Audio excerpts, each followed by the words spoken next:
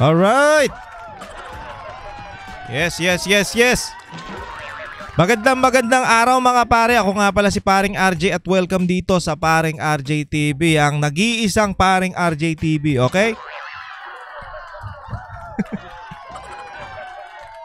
Nag-iisa lang yan, okay? Kamusta kayong lahat mga subscriber ko at doon sa mga hindi pa nakasubscribe? Syempre, kailangan mag-subscribe tayo. Sige na. Para, alam mo yon, mas marami tayo. Lagi ko sinasabi yan, mas marami, mas masaya. Okay? Okay po ba yon?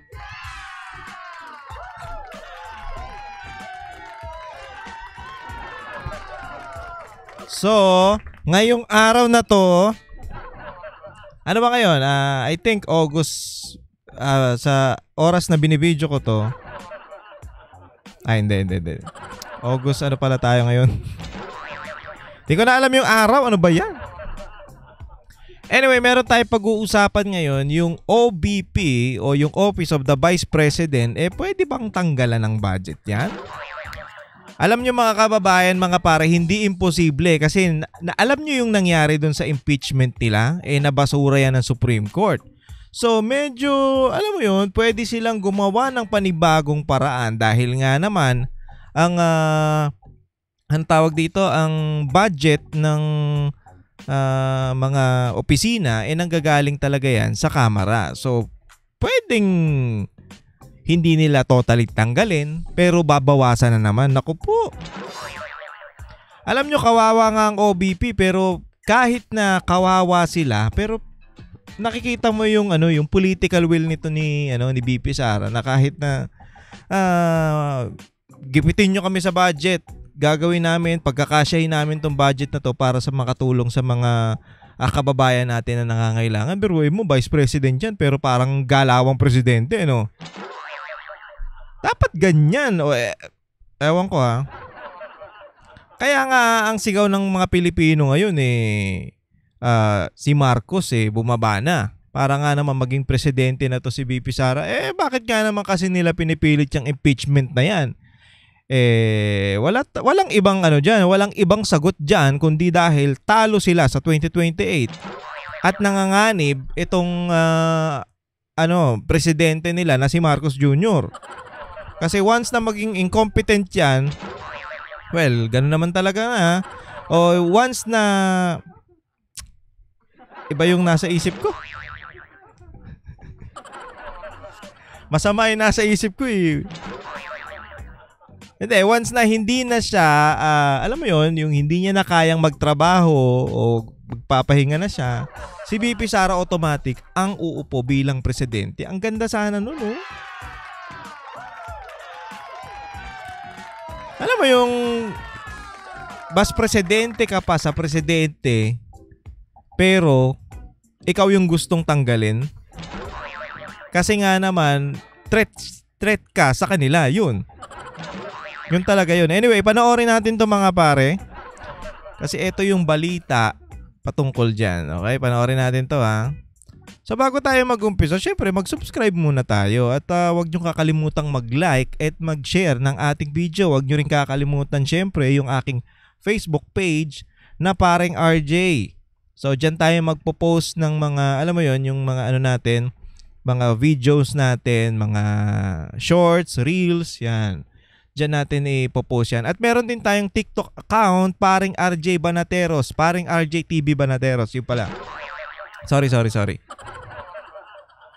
Alam nyo kasi meron akong dating page na Paring RJ TV. So, ewan ko, paano na-hack yun? Ang galing nga Na-hack yun siya, tapos mga kung ano-ano na yung pinupost doon. One of these days siguro pupunta ako ng NBI o police para i-report yan na sa cybercrime unit. I-report ko yung Facebook ko na ma-terminate. Di ko alam kung paano nila gagawin yun, pero may nagsabi sa akin na i-report daw para ma-terminate. Siyempre nakakasira sa atin yan.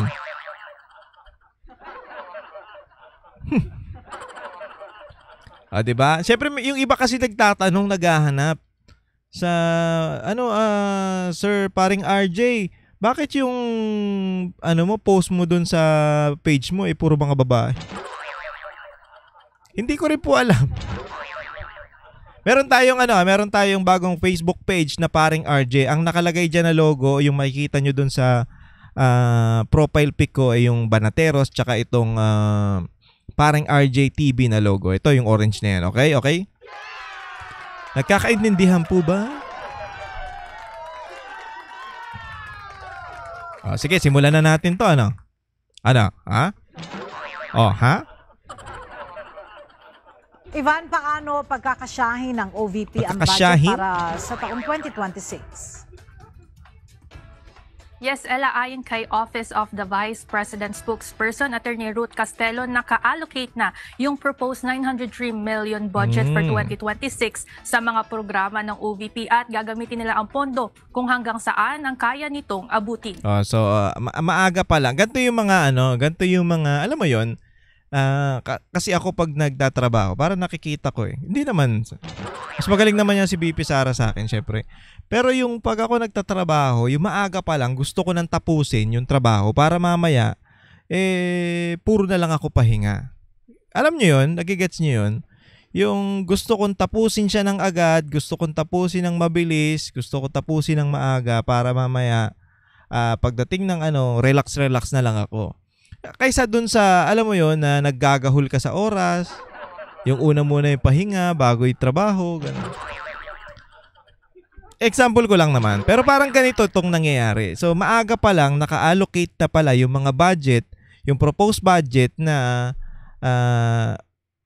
inaano nila sa Kamara, ng proposed budget ng OVP para sa kanilang mga project, naka-ready na. Ang problema na lang dyan kasi, pag yung proposed budget na yan ay hindi inaprubahan nitong ng Kamara, naku, yari.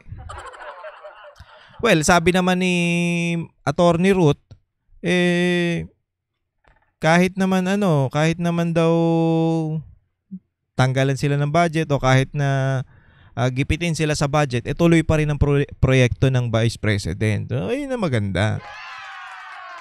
Pero wag naman sana kasi, alam nyo kasi, wag naman sanang politikahin to. Kasi yung mga kababayan natin, alam mo ang problema dito, ang naapektuhan talaga dito, yung mga kababayan natin na umaasa dun sa tulong ng Office of the Vice President. Diba? Biruin mo, wala naman silang kinalaman sa away ninyo. Wala naman silang kinalaman dun sa galit ng speaker sa Vice President, pero naapektuhan sila. Bakit? Pinupolitika Kasi imbis na yung tulong ng Vice President aabot doon sa mga mahihirap o sa mga kababayan natin, hindi na maaabot. Bakit? Ginigipit So kawawa. Ayun lang naman kasimple yun. Tiniyak ng Office of the Vice President na walang confidential funds at mapupunta lahat ang pondo sa mga proyekto. Yan. Kasi yan ang inaano nila ngayon ng mga kupal na to Yung confidential fund ng DBP Sara na I think 149 million. Basta ganun Basta ganun naglalaro 100 plus. Pero pag tinignan mo yung confidential fund ng presidente, ay putya, ang laki. Ang layo doon sa gusto nilang imbestigahan na confidential fund. Tapos yung anomalya dyan sa flood control project na yan, di ba? Tayo na nung unang SONA ni Marcos, pinagyabang niya. Meron tayong 5,500 flood control project. Pero ngayon, I think, na siya umaabot na siya ng 900 plus na flood control project daw So meron daw yan. So una, pinagyabang niya. Pagdating nung huli niyang SONA, nitong nakaraan, nanisi na. Diba? Nanisi na siya. O yung mga Porda Boys dyan, yung mga gumagawa ng anomalya dyan. Tigilan nyo na yan. Mahiya naman kayo gumagal. Putya, doon pa lang sa yung pagkasabi niya na 5,500, parang 3 araw yata, 2 araw umulan. Yun. Testing ka agad Yung problema. Pag yung presidente walang alam. Kasi kung alam niya yan at syempre, ewan ko. Yung mga ano kasi, yung mga sekretary nito ni Bongbong Marcos parang ginagawa siyang tanga rin Pero mo naman nilagay mo sa nilagay mo dun sa script ni Marcos, sa sona ni Marcos na meron tayong flood control project. Tapos pagdating ng ulan, putsang inang yan, bumaha. At mga kababayan, konting ulan lang yun hindi yung kagaya nitong nakaraang mga bagyo na sunod-sunod. Konti pa lang yun. Putsa, testing ka agad. Kaya nga, ang hirap paniwalaan. Tapos meron pang issue ngayon, yun sa pagbabayad daw ng sa ospital. Wala na daw bayad. Sabi ng DOH, hindi totoo yan. Gaya ng disaster preparedness, relief operations at financial assistance. So ito nga yung sinasabi, wala na daw confidential fund kasi yun yung inaano nila. Pinupursige nila na buksan Di yan, inano na ni BP Sara, wag nang tayo mag-confidential fund kasi ang hiingay ng mga tanga na yan Kala mo naman sila, walang confidential fund, no? Ang OVP budget para sa taong 2026 mula sa 733 million pesos ngayong 2025. Tignan mo naman, Sa yung mga gustong ma-impeach to si BP Sara o gustong ang lalaki ng budget nila sa opisina nila pero pagdating dito 700 plus lang. Grabe, konting-konti yan. Maliit yan para sa isang office of the Vice President na talagang mayroong ginagawa. Nung nakaraang administrasyon, wala namang ginagawa yun si Robredo Umangat sa 903 million pesos ang proposed budget para sa susunod na taon. Ayon kay Attorney Castelo, gagamitin ito bilang pandagdag sa pondo sa mga programa ng OVP. Gaya na lamang ng disaster operations kung saan gagawing 56 million pesos ang pondo sa 2026 mula sa kasalukuyang higit na 30 million pesos. Anya, ito ay upang tugunan ang epekto ng inflation pati na rin pustahan tayo pagdating ng ng bilangan yan sa COA. Yan? Mataas na naman yung rating niya ni BP Sara. Ang ganda na naman ng ng performance niya pagdating sa ng budget. Kotsa yung iba, kamusta na yung iba diyan? Dagdagang personnel na kailangan para sa lumalaki pang programa. Pagkakasyahin natin ulit kung ano yung makakayang programa for until the 12th. Okay, ito yung ito yung maganda sa mga Duterte. Alam mo yung kahit maliit, kahit ginigipit yung budget nila, hindi na sila alam mo yun, yung nagrereklamo na kasi kung hindi tayo ginigipit ng, alam mo yun, yung sisihan, kung hindi tayo ginigipit ng Pangulo, maganda sana yung bibigay ko sa inyo. Alam mo yun, walang ganun Kung sabi nito ni Attorney Ruth na kung ano lang inandyan, kung ano yung meron, kung ano yung ibigay, pagkakasyahin na lang natin sa mga programa ng Office of the Vice President. Kung ano yung maabot, kung ano yung kaya, yun na lang. Wala tayong magagawa. Ganyan talaga sila.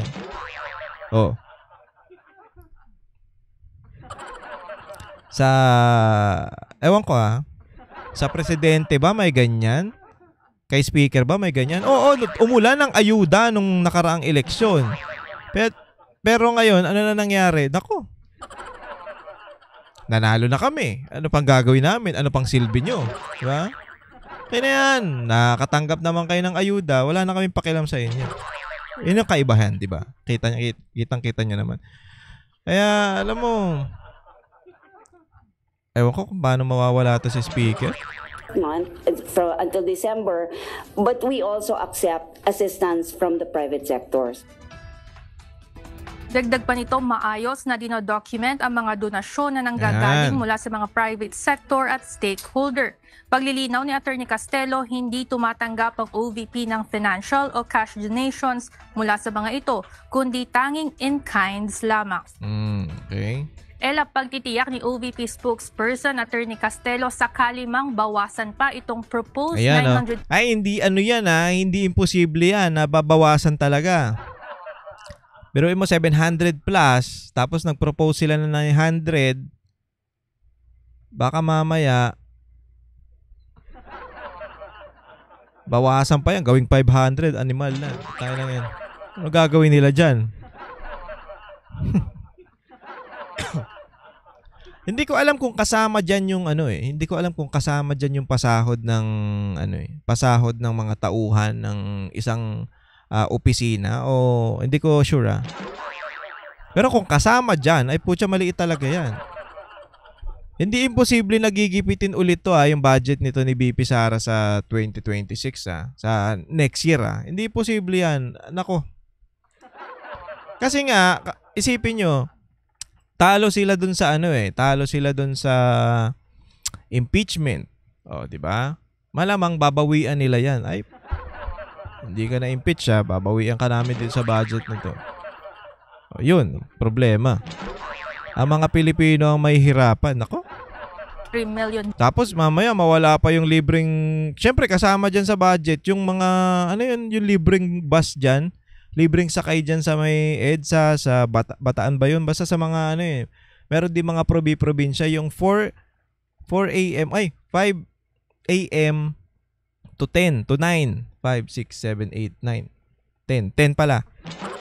Kasi 5 hours sila nag-ooperate Tapos, pagdating naman ng 5 p.m. to 10 ulit. So, baka mawala yan. Ako, wag naman sana.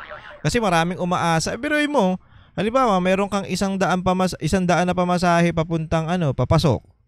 Tapos pauwi, 100 din. Makakatipid ka ng 200 kung magkakaroon ka, kung makakaano ka dyan sa libreng sakay. For example lang to, hindi ko alam kung magkano pamasahe. O, di ba? Magkano na yun? Ilang kilong bigas na yun? Kung 50 pesos, 150. 3 kilong bigas na. Tapos may pang 50, pang ulam-ulam, gulay-gulay na lang tayo. Pero malaking tipid, 'di ba? Imbis na ipamasahe mo yung 200, pangbili mo na lang, pandagdag mo na lang sa gastusin niyo sa bahay. Ayun yung mga simpleng bagay na malaki matutulong sa kababayan natin na hindi nila naiisip. Budget. Alam ko meron din daw niyan sa meron din daw niyan sa Davao, kung hindi ako nagkakamali. Hindi ko maalala kung sino nagkwento sa akin Meron daw niyan sa Davao na libreng sakay. Matagal na daw yan na programa ni BP Sara na talagang meron libreng sakay na bus doon sa Davao. So dinala niya dito nung naging vice president na siya. Di ba? Ang laking tulong. Hindi lang yung mga taga Davao yung nakakaranas ng libreng sakay, pati dito sa Luzon. Okay? Ang ganda sana kung buong araw may ganyan. 24 hours, no? Ang ganda naman sana, Sana 24 hours na lang. Gawin yung 3 bus ang umaandar sa EDSA, tapos 24 hours. Papunta pabalik. Ganun. Para sa 2026 ay walang magbabago sa kanilang mga operasyon at tuloy-tuloy ang mga programa ng Office of the Vice President. Yan muna ang update mula dito sa Mandaluyong City. Balik sa inyo dyan, Ella. Maraming salamat, Ivan Alvarez. Ivan Mayrina. Lakas naman. Ang lakas naman nung... So, yan yung balita natin ngayon. Hanggang dito na lang tayo. Hindi. Kasi hindi imposible. Alam niyo, hindi imposible talaga na kung di man tanggalin, talagang babawasan. Kasi galit na galit to si Romualdez dito, BP Sara. Tignan nyo nga, meron pa siyang speech na kala mo yung Prime Minister ng North Korea Nakita nyo yun? Tapos, ang pinaka-kapansin-pansin doon, yung, alam mo yung nakalagay yung pangalan niya doon, napakalaki, gago ang puta. Ano to, sir? Pinagkakalandakan mo na na ikaw yung Speaker of the House? Alam na namin, puta. Ikaw ang crocodile of the house. Ang daming issue nito. Dapat ito yung ini-impeach Si Romualdez, meron pang issue yan sa Okada na, ano ko? Oh.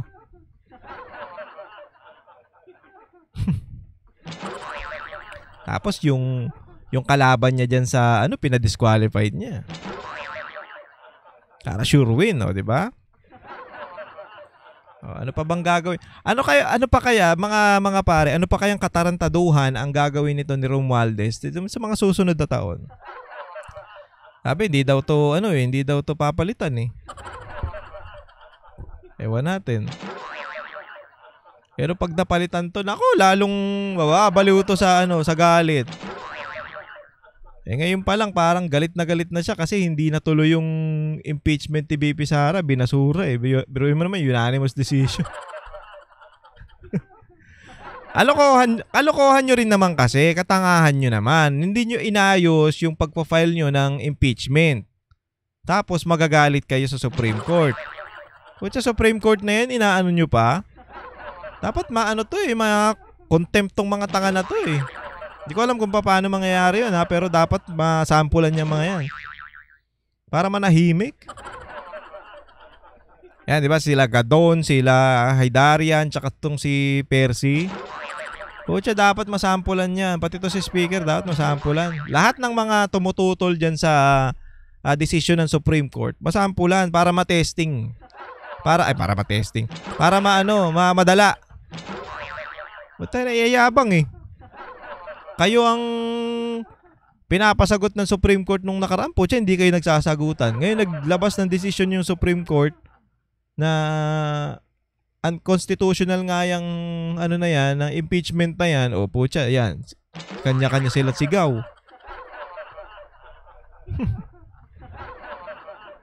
Pero alam mo, iniisip pa rin natin umaasa pa rin tayo na sana wag nang gipitin tong budget ng Office of the Vice President. Kasi nakikita naman natin na may ginagawa eh. 'Di ba? Sana magkaroon sila ng malawak na pag-iisip na ewan ko ha. Pero ano sa palagay nyo? Magkano kaya ang ibibigay na budget? Baka babawasan o dadagdagan o ibibigay yung gusto nila, yung proposed budget nila na 903 million. Sana ibigay. So ganda nga dagdagan eh para mas makatulong pa eh. Kasi kung talagang para sa bayan tong mga animal na to, hindi nila gaganyanin yan. Kasi nakikita naman nila at meron naman pruweba na gumagalaw eh. Putya kayo, anong pruweba nyo na gumagalaw? Gumagalaw kayo, depende sa utos ng amo nyo dyan sa kamera. Gumagalaw kayo, depende sa ayuda, ganun. Yan. Pero mo, obligado kang tinataksan, bawat kain mo, bawat bili mo, may tax. Yan. O doon na lang, sige, sa may mga, dyan, income tax, di ba? Bawat galaw mo may tax. Pati yung Netflix may tax. Ano kung puta nito ni Recto? Pati yung tubo mo sa pag-iipon mo sa bangko may tax na rin. Napakagago. Tapos makikita mo yung mga politiko natin, putya walang ginagawa, nagtatabaan, naglalakihan dahil naglalakihan yung bulsa ay sa pangungurap. Puta, tas tayo ang hirap na hirap tayong makasurvive sa isang araw. Yang ina sila pasarap. Gastusin nyo yan, pondo ng bayan yan eh. Mga gago kayo. Nakabwisit eh. Kasi isipin mo yun, maliit na nga yung sahod mo, may tax ka pa. Putang inang yan. Talagang mapapamura ka na lang. Mas wala ka naman nakikitang ginagawa ng gobyerno o yung nagagawa ng gobyerno kagaya ng ginawa ni Pangulong Duterte dati, di ba? Ang ganda, may mga bagong airport, may mga magandang airport. Tinaas ang antas ng mga OFW, tapos merong 10 years na passport, 10 years na lisensya, may mga bagong kalsada. Okay lang mag-tax na tayo ng ganun. Okay lang kuhanan tayo ng tax. Kung may nakikitang ganun. Pero puta, kung wala at nakikita mo lang itong mga to na namumuliti ka, Ginigipit yung mga kalaban nila sa politika. Pastor Kibuloy, 'di ba? Si Pangulong Duterte, si BP Sara. O saan napupunta yung budget? Sa panggigipit nyo sa mga taon to? Napakagago yun. Ay, nako. So, hanggang dyan muna lang ang ating video. Hanggang dito muna tayo may stress. Kung gusto niyo mga gantong video at nag-enjoy kayo, please subscribe to this channel at huwag niyong kakalimutan mag-like at mag-share ng ating video. The more you share, the more your chances of winning. The more, ano?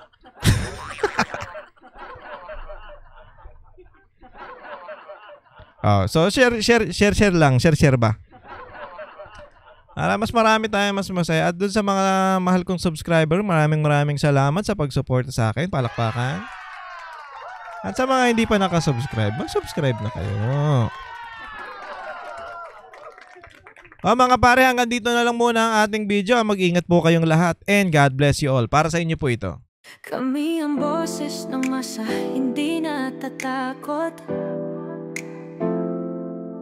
Katotohanan lang, di kami nalulunod. Walang bahid ng sismis, lahat ay totoo. Kahit sino ka pa, pag mali ka babanatan ka. Walang pinipili kulay, wala kaming kinikilingan. Basta para sa bayan, kami lalaban. Pag tama palakpakan, pag mali banatan. Di matitinag, di matatakot, para sa bayan tuloy ang sigaw. Sa harap ng kamera, walang halong takot. Mga baluktot, lahat kayo'y tutumba.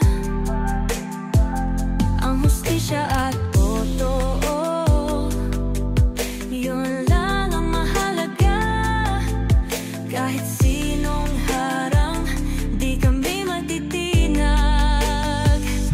Walang pinipiling kulay, wala kaming kinikilingan.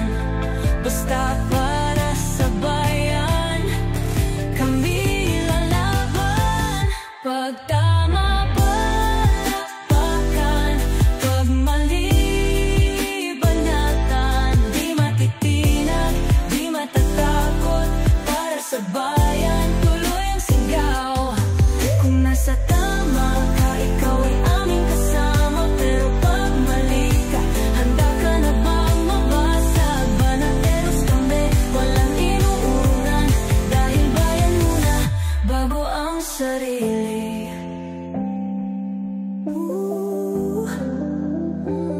Bago ang sarili.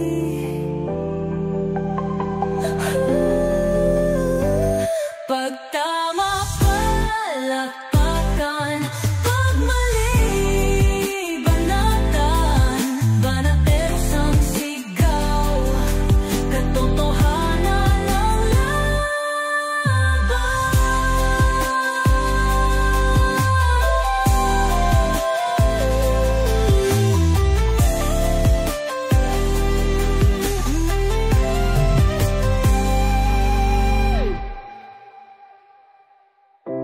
Sa harap